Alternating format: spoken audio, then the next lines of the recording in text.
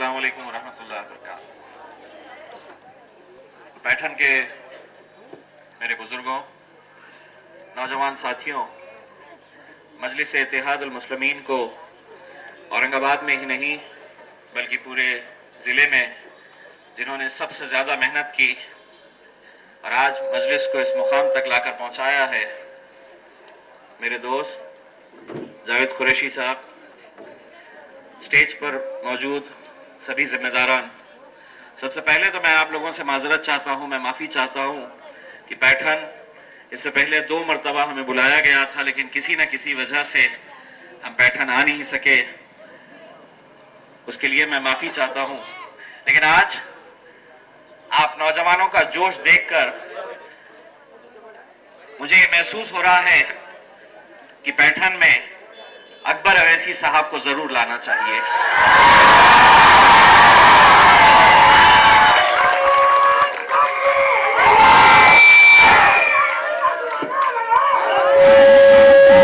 इंशाअल्लाह जब भी अकबर अवैसी साहब आएंगे मैं उनसे ये जरूर कहूंगा कि आप औरंगाबाद बहुत बार आ चुके हैं, अब एक बार पैठन भी आ जाएंगे। दोस्तों, सबसे पहले मैं आप लोगों का शुक्रिया अदा करना चाहता हूं। मैं जानता हूं कि मेरी जीत में आप लोगों का एक अहम रोल रहा है। वो इस बात से कि मैं हमेशा ये कहता हूं कि ये जो जीत मुमकिन हुई है, वो जीत मेहनत के साथ साथ ऐसे बेहिसाब, ऐसे कई जाने अनजाने लोगों की दुआओं की वजह से मुमकिन हुई है। आप लोगों की दुआएं थी जिसकी वजह से औरंगाबाद में जो पिछले 27 सालों से एक मुस्लिम क़यादत को खत्म कर दिया गया था, कुचल दिया गया था, वो मुस्लिम क़यादत दोबारा जिंदा हुई है। लेकिन जैसा जावेद भाई ने बताया, ये सफर इतना आसान नहीं था। औरंगाबाद की आवाम में एक मायूसी सी छा गई थी। उन्हें ऐसा लगने लगा था कि दोबारा मुस्लिम क़यादत इस शहर से कभी खड़ी नहीं होगी। और इसके लिए हम अगर किसी को जिम्मेदार मानते हैं तो किसी गैर को हम जिम्मेदार नहीं मानते। औरंगाबाद शहर में या दूसरे शहरों में अगर कभी मुसलमानों को किसी ने हराया है तो वो मुसलमानों ने ही हराया है।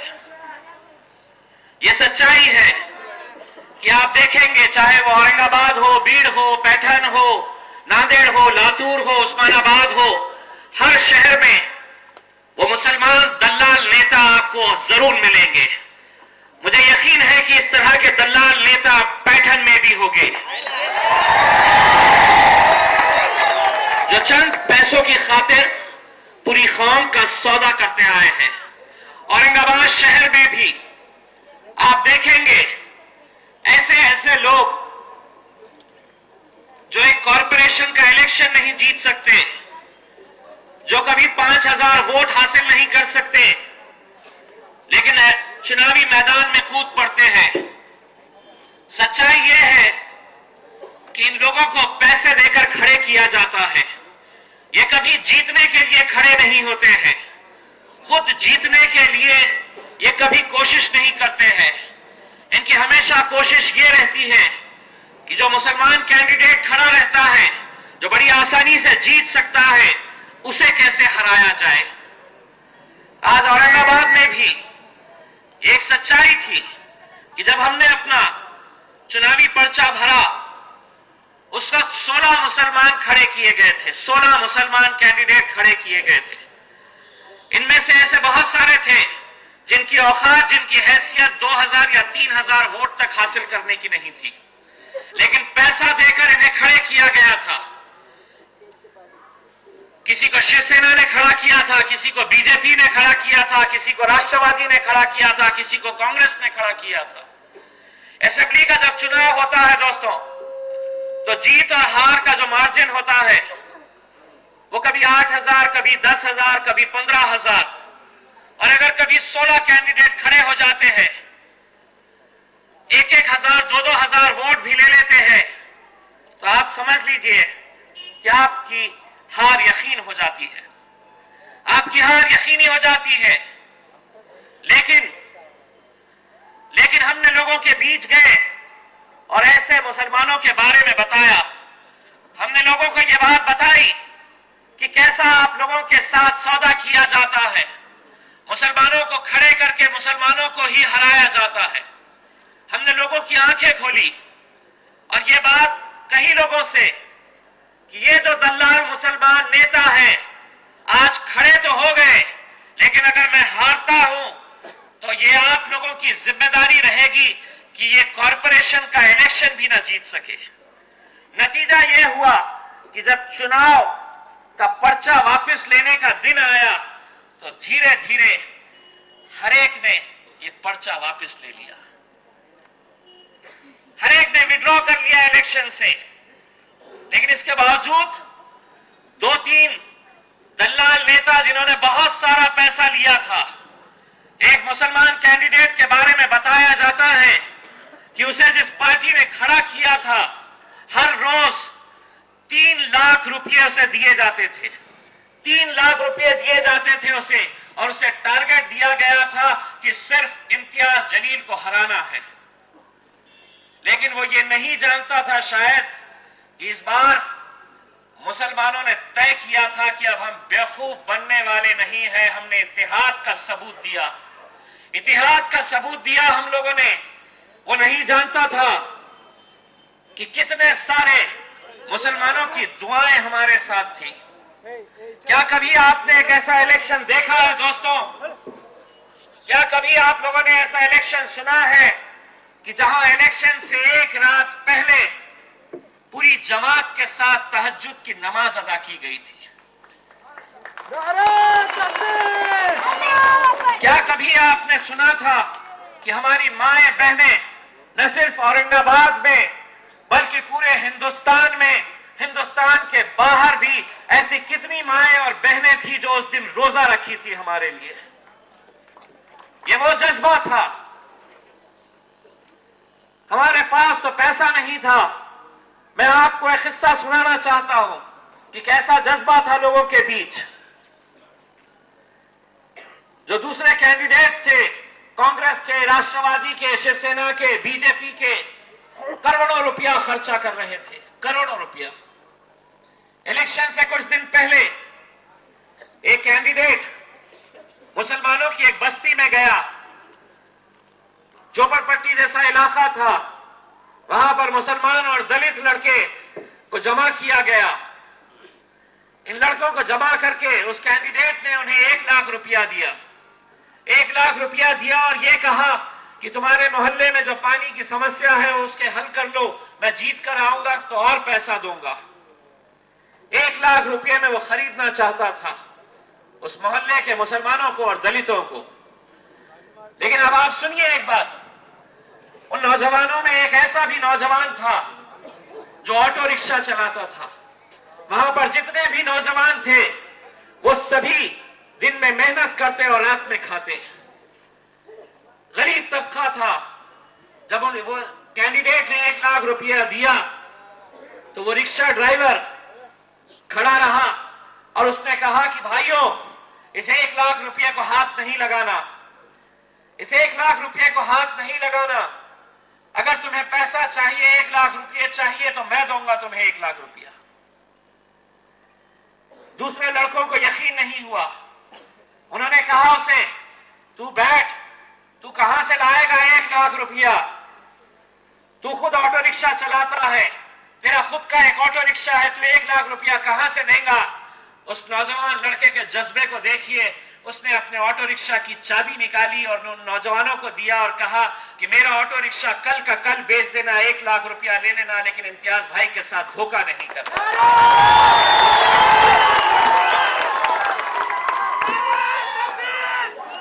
दोस्तों, ये वो जज्बा था, एक ऐसा जज्बा जो शायद पहले कभी देखने को नहीं मिला था। बड़ी खुशी होती थी, बड़ा फख्र होता था कि जब हिंदुस्तान के बाहर से ही, जैसा मौलाना हज साहब ने बताया कि सिर्फ एक छोटे से शहर का एक एमएलए का इलेक्शन था, लेकिन हर रोज हमें दुनिया भर से कॉल आते थे। ऑस्ट्रेलिया से मुझे कॉल आया, नौजवान डॉक्टर्स का, और उन्होंने कहा कि इम्तियाज भाई, जिस दिन आपका इलेक्शन का रिजल्ट लग रहा था उस वक्त ऑस्ट्रेलिया में रात थी। जितने भी वहां पर इंडियंस थे, हिंदुस्तानी मुसलमान थे, उसने कहा मुझे कि हम रात भर जागे ये देखने के लिए कि मजलिस की औरंगाबाद की सीट आती है या नहीं। कनाडा से हमें फोन आया और नौजवान कहते थे हमें कि भाई हर नमाज में हम आप लोगों के लिए दुआ कर रहे हैं। उस वक्त हज का लिए कितने सारे लोग गए थे हज पर। हमें बहुत सारे जाने अनजाने लोग फोन करते थे, फोन करके ये कहते थे कि इम्तियाज भाई, हम आपके लिए आज अरफात के मैदान में दुआ कर रहे हैं। लोग कहते थे फोन करके कि आज हमने मक्के में आपके लिए दुआएं की, मदीने में आपके लिए दुआएं की। ये क्यों हो रहा था? ये क्यों हो रहा था कि एक मामूली से एमएलए के इलेक्शन के लिए पूरी दुनिया में इतना इंटरेस्ट था? वो इसलिए था दोस्तों कि एक सच्चाई है कि मुस्लिम ख़यादत को एक सिस्टमैटिक तरीके से खत्म किया गया है। कांग्रेस और राष्ट्रवादी कांग्रेस ने हमेशा आप लोगों के वोट तो ली है, हमेशा दलितों को एक वोट बैंक के तहत इस्तेमाल तो किया है, लेकिन जब सत्ता में भागीदारी की बात आई, जब सत्ता में हिस्सेदारी की बात आई, तो नहीं, मुसलमानों को हम सत्ता में शामिल नहीं करेंगे, दलितों को हम सत्ता में हासिल नहीं देंगे, हिस्सा नहीं देंगे। ये एक सच्चाई है कि आज देख लीजिएगा, मैं उन पॉलिटिकल पार्टीज, उन नेताओं से सवाल करना चाहता हूं कि आप हमारे वोट तो हासिल करते हैं, लेकिन मुझे जवाब दीजिए। कांग्रेस और राष्ट्रवादी कांग्रेस में आप लोगों से खास तौर से पूछना चाहता हूं, क्योंकि बीजेपी और शिवसेना कभी भी आप लोगों के ना वोट मांगती है और ना कभी आप उन्हें वोट देंगे, लेकिन कांग्रेस और राष्ट्रवादी कांग्रेस जो कई सालों से आपको एक वोट बैंक के तहत इस्तेमाल करते आई है, मैं उनसे यह पूछना चाहता हूं कि क्या महाराष्ट्र में आपको एक भी ऐसी सीट नजर नहीं आती है कि जहां से आप एक पार्लियामेंट का मेंबर ऑफ पार्लियामेंट भेज सके, जिताकर भेज सके? लेकिन नहीं, आपको ऐसे बहुत सारे कॉन्स्टिट्यूएंसीज महाराष्ट्र में मिलेंगे जहां से एक मुस्लिम मेंबर ऑफ पार्लियामेंट जीत कर आ सकता है। लेकिन नहीं, वही घटिया राजनीति चलती आ रही है। जहां पर एक मुसलमान खड़ा हुआ, वहां पर बहुत सारे मुसलमानों को पैसा दो और उनके खिलाफ आपस में ही लड़ा दो। ये एक सच्चाई थी, यही वो वजह है। हमने जब औरंगाबाद में गए तो हमने औरंगाबाद के लोगों को कोई सुनहरे सपने नहीं दिखाए। हमने उन्हें ये नहीं कहा कि हम रातों रात आपकी सड़क बदल देंगे, हमने ये नहीं कहा कि 24 घंटे हम आपकी बिजली दे देंगे, हमने ये नहीं कहा उन्हें। हमने उनकी सिर्फ आंखें खोली, हमने उन्हें सिर्फ ये बताया कि किस तरह आप लोगों के साथ साजिशें रची जाती है। हमने लोगों को ये बताया कि कैसा औरंगाबाद ये शहर था जहां से कभी काजी सलीम साहब जैसे एमपी चुनकर आते थे, अमानुल्लाह मोतीवाला साहब जैसे एमएलए चुनकर आते थे, अब्दुल अजीम साहब जैसे एमएलए चुनकर आते थे। लेकिन क्या हुआ 27 सालों में, पिछले 27 सालों में? देख लीजिएगा, हर इलेक्शन के आंकड़े उठाकर देख लीजिएगा, हर इलेक्शन में वही बात दोहराई जाती थी कि किसी न किसी मुस्लिम कैंडिडेट को हराने के लिए मुसलमानों को ही खड़ा किया जाता था। लेकिन इस बार मुसलमानों ने तय कर लिया था।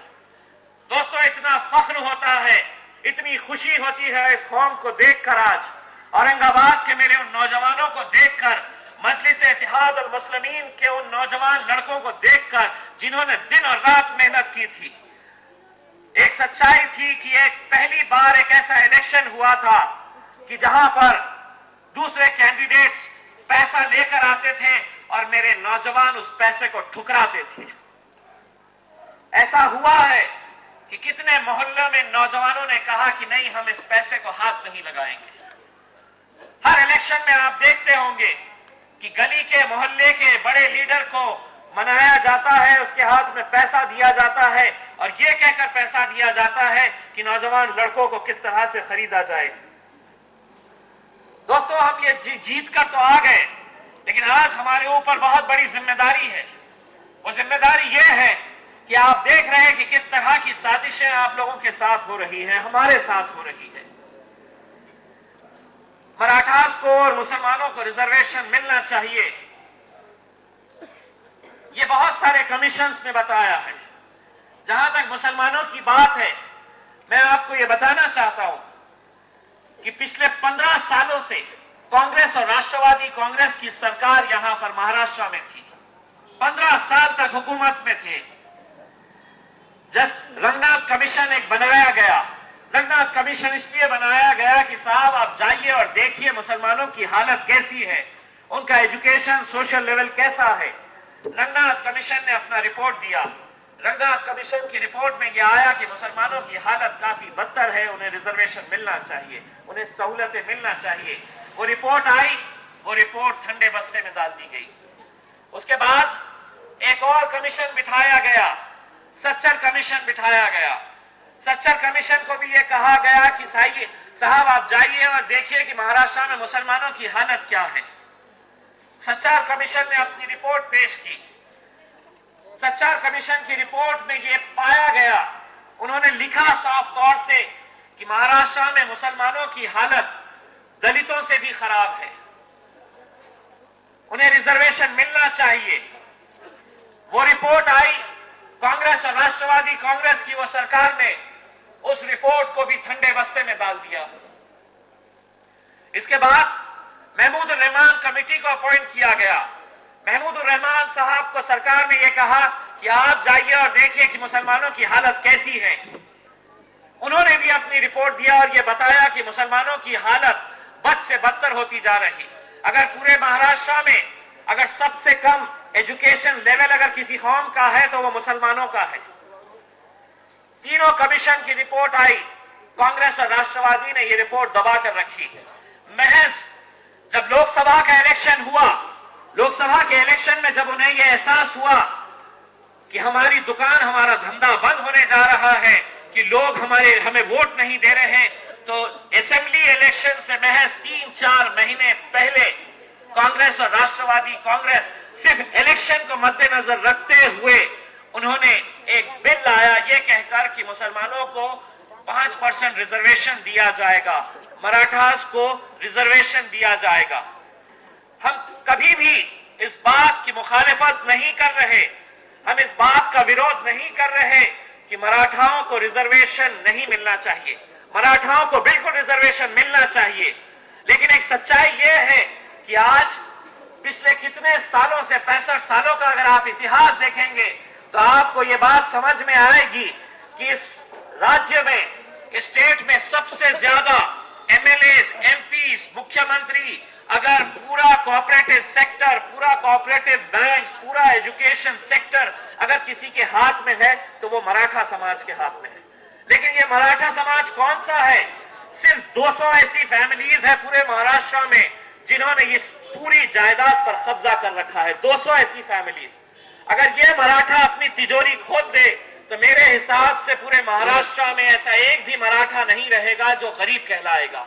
इतनी दौलत है इन लोगों के पास, इतनी दौलत है, सिर्फ जरूरत है ये इन्हें अपनी तिजोरी खोलने की। लेकिन ये नहीं कर रहे क्योंकि ये 200 फैमिलीज वही है जो राजनीति में है, जो सत्ता में थे। कभी भी अपनी कौम का इन्होंने ख्याल नहीं किया। ना मुसलमानों के पास कोई एजुकेशन सेक्टर है, ना कोऑपरेटिव सेक्टर है, ना बैंकिंग सेक्टर है, ना कभी राजनीति में ये आगे बढ़े हैं। तो मुसलमानों को तो रिजर्वेशन मिलना ही चाहिए। लेकिन बीजेपी और शिवसेना की जब सरकार आई तो उन्होंने साफ कर दिया कि नहीं साहब, हम मराठा के रिजर्वेशन के लिए तो लड़ेंगे, मुसलमानों के रिजर्वेशन के लिए नहीं लड़ेंगे। दोस्तों, मजलिस के बारे में यह कहा जाता है कि हम सिर्फ मुसलमानों के बारे में बात करते हैं। हाँ, ये सच है, हम मुसलमानों के बारे में बात करते हैं और करते रहेंगे हम मुसलमानों के बारे में, क्योंकि आप नहीं कर रहे हमारे बारे में बात, आप नहीं फिक्र कर रहे हमारे बारे में, इसलिए हमें खड़े रहना पड़ रहा। आज बहुत सारे टेलीविजन चैनल्स ये सवाल करते हैं कि ये हैदराबाद की पार्टी है, महाराष्ट्र में आई है, माहौल खराब होगा इसकी वजह से। हम कहना चाहते हैं अगर आप अच्छी तरह से हमारा ख्याल रखते तो मजलिस को यहां आने की जरूरत नहीं होती। आपने हमें अनदेखी किया है, इसीलिए मजलिस यहां पर आई है और अब सिर्फ आई नहीं है, अब सिर्फ यहां से आगे ही आगे बढ़ती जाएगी इंशाअल्लाह।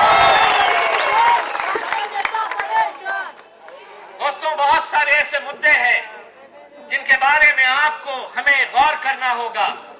आज हिंदुस्तान की हर झोपड़पट्टी में आप चले जाइए, हिंदुस्तान का ये एक सच है कि आज अगर झोपड़पट्टियां किसी के लिए बनाई जाती है तो वहां सिर्फ दो ही समाज के लोग मिलते हैं, या तो वहां पर एक दलित मिलता है या वहां पर मुसलमान मिलते हैं।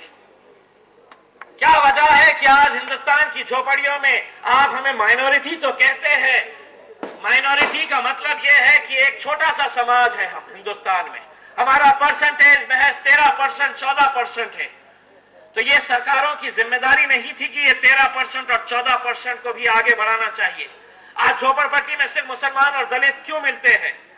हम ये कहना चाहते हैं कि आज यहां पर 2 MLA MIM के चुन कर आए हैं। ये सिर्फ शुरुआत है, ये सिर्फ शुरुआत है। अभी आप देखिए, आज से 2 महीने के बाद औरंगाबाद महानगर पालिका का चुनाव होने जा रहा है। मैं आपको यकीन दिलाना चाहता हूं कि उस महानगर पालिका पे जहां पर पिछले 25 सालों से भगवा झंडा लहरा रहा था, 2 महीने के बाद वहां पर हरा और नीला झंडा यकीन दिलाते हैं। मेरे दलित भाइयों को हम कहना चाहते हैं कि आपका सिर्फ इस्तेमाल हुआ है, अब आपको वक्त आया है कि मजलिस के साथ जुड़ जाओ और देखो कि हम हिंदुस्तान की राजनीति को कैसा बदल कर दिखाते हैं। बदलेंगे हम हिंदुस्तान की राजनीति को अगर मुसलमान और दलित एक प्लेटफॉर्म पर आ गए। आज हर एक के पेट में दर्द हो रहा है। शरद पवार साहब कह रहे हैं कि हमें बीजेपी ने लाया है, शरद पवार साहब कह रहे हैं कि हमें आरएसएस ने लाया है। शरद पवार जी, आपका जितनी उम्र है, आपका राजनीति का जितना एक्सपीरियंस है, उतनी तो मेरी उम्र भी नहीं है। लेकिन आज मैं आपको खुली चुनौती देता हूं। कांग्रेस के बड़े बड़े नेता महाराष्ट्र के, मैं आपको खुली चुनौती देता हूं कि आपका महाराष्ट्र में ऐसा कोई नेता नहीं बचा है जो हमसे टकरा सकेगा, इसीलिए दिल्ली से आपको लाना पड़ेगा। महानगर पालिका में कांग्रेस, दिल्ली से आपको अपने नेता लाना पड़ेगा अगर औरंगाबाद महानगर पालिका में अगर आपको अपनी इज्जत बचानी है। शरद पवार साहब, आप और आपकी पूरी राष्ट्रवादी कांग्रेस एड़ी चोटी का जोर लगा दीजिए, राष्ट्रवादी कांग्रेस का नाम निशान हम नहीं रखेंगे औरंगाबाद में। और ये सिर्फ एक शुरुआत है, ये सिर्फ एक शुरुआत है जो हमने यहां से की है। अब आप देखिए कि अब हम उत्तर प्रदेश भी जाएंगे और उत्तर प्रदेश में भी जीत लेकर आएंगे। आज हमें पूरे हिंदुस्तान भर से लोग आते हैं और कहते हैं, अभी कुछ दिन पहले एक गुजरात से बहुत सारे मुसलमान यहां पर आए और उन्होंने कहा कि हम मजलिस को गुजरात में ले जाना चाहते हैं, आप वहां पर आइए, असद साहब को वहां पर लाइए, अकबर साहब को वहां पर लाइए। मैंने उनसे कहा हूं कि हम पहले उत्तर प्रदेश को फतह करेंगे, फिर इंशाल्लाह गुजरात भी आएंगे, इंशाल्लाह जरूर गुजरात भी आएंगे। दोस्तों, मैं पैठन के बारे में कहना चाहता हूं। आज जब मैं यहां पर आ रहा था शहर में, तो क्या वजह है कि आपकी सड़क इतनी चकाचक है? क्या वजह है कि आपको खड्डों से होकर गुजरना पड़ता है? मेरे नौजवान मुसलमान दोस्तों, पैठन की आवाम जो यहां पर मुझे सुन रही है, आप लोगों को यह सड़क इसलिए मिल रही है कि आप ऐसे नेताओं को चुनते आए हैं जो चुनकर आने के बाद सिर्फ अपनी झोली, अपनी जेब कैसी भर सकते हैं इसके बारे में सोचा है, आप लोगों के बारे में कभी नहीं सोचा है। इसीलिए उसका नतीजा है कि यह सड़क आपको देखने को मिल रही है। मुझे बताया गया है पैठन के जो जिम्मेदार है कि आप लोगों ने इतिहास का एक सबूत दिखाया पैठन में भी, और जो 6 एकड़ जमीन किसी ने कब्जा कर ली थी वो आप लोगों ने दोबारा अपने लिए हासिल की है। पैठन के नौजवानों को मैं मुबारकबाद देना चाहता हूं इसके लिए। ये सब मुमकिन है अगर आप इतिहास का सबूत देंगे, अगर आप एकजुट रहेंगे तो हर चीज मुमकिन है। लेकिन अगर आप बिखर जाएंगे, जो आज तक हम बिखरते आए हैं, तो हमें बड़े आसानी के साथ इस्तेमाल किया जाएगा। मैं यहां पर अदबन गुजारिश करने के लिए आया हूं दोस्तों। मुझे बताया गया है कि करीब 1.5 साल यहां पर है पैठन में नगर पालिका के चुनाव होने के लिए। कितने आते हैं आप लोगों के काउंसिलर्स? कितने हैं? 5 है, सिर्फ 5। मजलिस आने वाली है इंशाअल्लाह। मजलिस आएगी, मजलिस आएगी। दलित और मुसलमानों हमारे साथ जुड़ जाओ, क्योंकि आप ही में से बहुत सारे काउंसिलर्स यहां के चुने जाएंगे इंशाअल्लाह। दोस्तों, मैं एक और बात ये कहना चाहता हूं कि जो मजलिस के बारे में कहा जाता है कि सिर्फ मुसलमानों की एक जमात है, मुसलमानों के बारे में बात करती है, मैं ये कहना चाहता हूं कि ये मुल्क हमारा मुल्क है। ये मुल्क पहले भी हमारा था, आज भी है और कल भी हमारा रहेगा। इस मुल्क को तोड़ने की बहुत कोशिशें की जा रही है। इस मुल्क में अलग अलग जमातों को, अलग अलग धर्मों को, अलग अलग मजहबों को बांटने की कोशिश की जा रही है। ये कोशिशों को हमें रोकना होगा। ये मुल्क में हिंदू भी रहेंगे, मुसलमान भी रहेंगे, दलित भी रहेंगे, सिख भी रहेंगे, ईसाई भी रहेंगे। अगर मुल्क की तरक्की करना है तो आपको सबको साथ लेकर चलना होगा। अगर आप सिर्फ ये कहेंगे कि नहीं हम सिर्फ हिंदुओं के बारे में सोचेंगे, हम सिर्फ मराठाओं के बारे में सोचेंगे, तो मैं ये कहना चाहता हूं अगर ब्राह्मण पीछे रह जाएंगे, अगर दलित पीछे रह जाएंगे, मुसलमान पीछे रह जाएंगे, तो ये मुल्क कभी तरक्की नहीं कर सकता। और मजलिस चाहती है कि ये पूरा मुल्क तरक्की होना चाहिए, हर इंसान की तरक्की होना चाहिए, हर गरीब की तरक्की होना चाहिए। हम इस इरादे के साथ आए हैं। हमारे जो दुश्मन है, राजनीतिक दुश्मन जो है कांग्रेस और राष्ट्रवादी, हमारे बारे में बहुत सारी बातें कर रहे, लेकिन हम आपको दिखाना चाहेंगे औरंगाबाद महानगर पालिका का जो चुनाव आने वाला है, जहां पर हम मुसलमानों को टिकट देंगे, वहीं पर हम दलितों को टिकट देंगे, वहीं पर हम ओबीसी को टिकट देंगे। और आज अल्हम्दुलिल्लाह हमें खुशी होती है कि ऐसे बहुत सारे हिंदू भी आज हमारे पास आ रहे हैं, हमारे हिंदू भाई, और वो तैयार है, वो ये कहते हैं कि हम भी मजलिस के टिकट पर लड़ने के लिए तैयार हैं। इसलिए मुमकिन हो रहा है कि हम कोई घटिया राजनीति करने के लिए नहीं आए हैं। यहाँ पर कानून सबके लिए बराबर है। हमें अक्सर ये पूछा जाता है, हर महफिल में ये सवाल का जवाब हमें देना पड़ता है कि अकबर अवैसी साहब की वो स्पीच के बारे में आप क्या कहेंगे। हम जवाब देते हैं कि कानून सबके लिए बराबर है।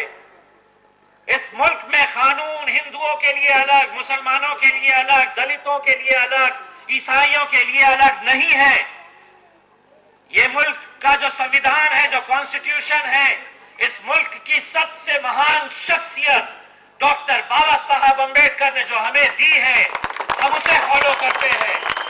हम लोगों को ये जवाब देना चाहते हैं कि जो हेड स्पीच के बारे में अकबर अवैसी साहब के बारे में कहा जाता है, हिंदुस्तान का अकेला ऐसा नेता है डॉक्टर अकबर अवैसी जो अपने कुछ बोलने के ऊपर 40 दिन जेल गया है।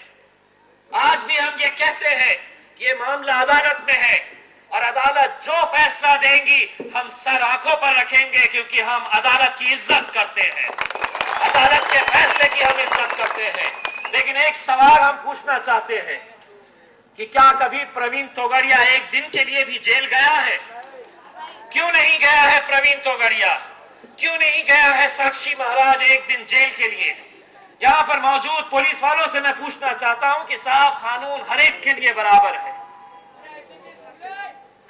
यहाँ पर कानून हर एक के लिए बराबर है। अगर कोई हम गुनाह करते हैं तो हमारे खिलाफ भी कार्रवाई होना चाहिए, लेकिन अगर कोई दूसरा भी गुनाह करता है तो उसके खिलाफ भी कार्रवाई होनी चाहिए।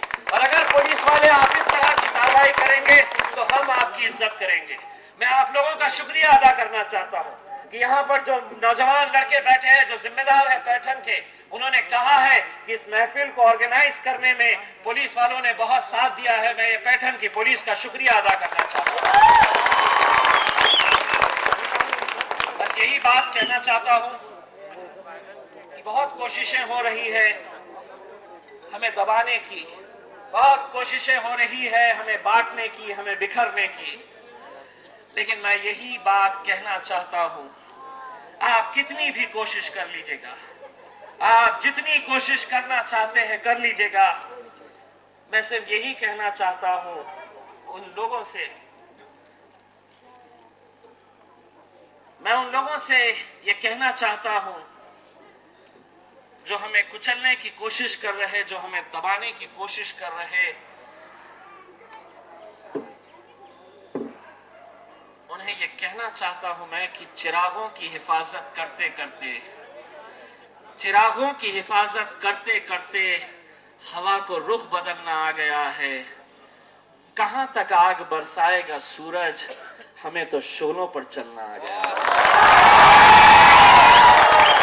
अब आप कितनी भी कोशिश कर लीजिएगा, अब आप कितनी भी आग बरसाइएगा, अब तो हम शोलों पर चलने के लिए तैयार हैं मेरे भाइयों।